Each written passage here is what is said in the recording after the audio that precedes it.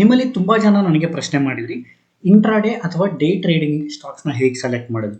ತುಂಬಾ ಸಿಂಪಲ್. ನೀವೇನ್ ಮಾಡಬೇಕು ಅಂದ್ರೆ NSE ವೆಬ್ಸೈಟಿಗೆ ಬರಬೇಕಾಗುತ್ತೆ.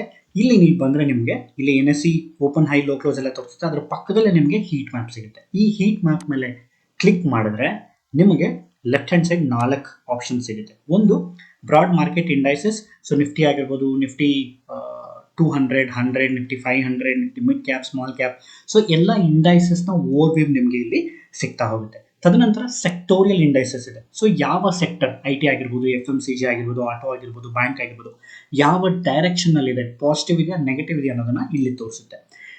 ಆ ಸೆಕ್ಟರ್ನ ನೀವು ಐಡೆಂಟಿಫೈ ಮಾಡ್ಬಿಟ್ಟು ಆ ಸೆಕ್ಟರ್ ಇಂದ ಒಂದು ಸ್ಟಾಕ್ನ ನೀವು ಇಲ್ಲಿ ಐಡೆಂಟಿಫೈ ಮಾಡಬಹುದು. ಸೊ ಉದಾಹರಣೆಗೆ ನಾನು ನಿಫ್ಟಿ ಆಟೋ ಅಂತ ಕ್ಲಿಕ್ ಮಾಡಿದ್ರೆ ನಿಫ್ಟಿ ಆಟೋಲಿ ಟೋಟಲ್ ನಂಬರ್ ಆಫ್ ಸ್ಟಾಕ್ಸ್ ಎಷ್ಟಿದೆ, ಅದರಲ್ಲಿ ಎಷ್ಟು ಪಾಸಿಟಿವ್ ಇದೆ ಮತ್ತೆ ಎಷ್ಟು ನೆಗೆಟಿವ್ ಇದೆ ಅನ್ನೋದನ್ನ ಇದು ತೋರಿಸ್ತಾ ಹೋಗುತ್ತೆ. ನೀವು ಏನ್ ಮಾಡಬೇಕು ಅಂತಂದ್ರೆ ಸ್ಟಾಕ್ನ ಸೆಲೆಕ್ಟ್ ಮಾಡಿದ ನಂತರ ಬೆಳಗ್ಗೆ ಮಾರ್ಕೆಟ್ ಓಪನ್ ಆಗ್ತಾ ಇದ್ದಂಗೆ ಸ್ಟಾಕ್ನ ಸೆಲೆಕ್ಟ್ ಮಾಡಬೇಕು. ಇಲ್ಲಿ ಪಾಸಿಟಿವ್ ಇದೆ ಅಂತಂದ್ರೆ ಹಿಂದಿನ ದಿನದ ಕ್ಯಾಂಡಲ್ನ ನೀವು ನೋಡಬೇಕಾಗುತ್ತೆ.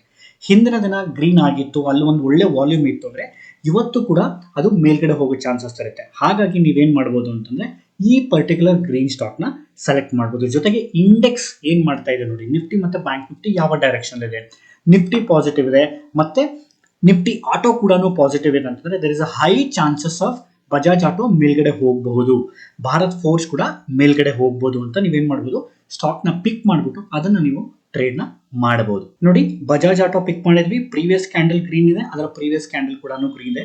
ಸೊ ಇವತ್ತು ಕೂಡ ಗ್ರೀನ್ ಇತ್ತು.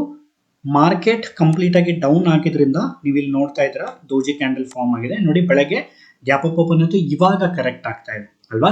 ಸೊ ಈ ತರನಾಗಿ ನೀವು ಸ್ಟಾಕ್ ನ ಇಂಟ್ರಾಡೇ ಅಥವಾ ಪೊಸಿಷನಲ್ ಗೆ ಸೆಲೆಕ್ಟ್ ನ ಮಾಡಬಹುದು. ಇವಾಗ ನಿಮಗೆ ಸ್ಟಾಕ್ ಸೆಲೆಕ್ಷನ್ ಗೊತ್ತಾಯ್ತು. ಸ್ಟಾಕ್ ಸೆಲೆಕ್ಷನ್ ಆದ್ಮೇಲೆ ಟ್ರೇಡ್ ನ ಹೆಂಗೆ ಎಕ್ಸಿಕ್ಯೂಟ್ ಮಾಡಬೇಕು, ಯಾವ ಸ್ಟ್ರಾಟಜಿನ ಯೂಸ್ ಮಾಡ್ಕೋಬೇಕು ತಿಳ್ಕೋಬೇಕು ಅಂತಂದ್ರೆ ಕಮೆಂಟ್ ಮಾಡಿ.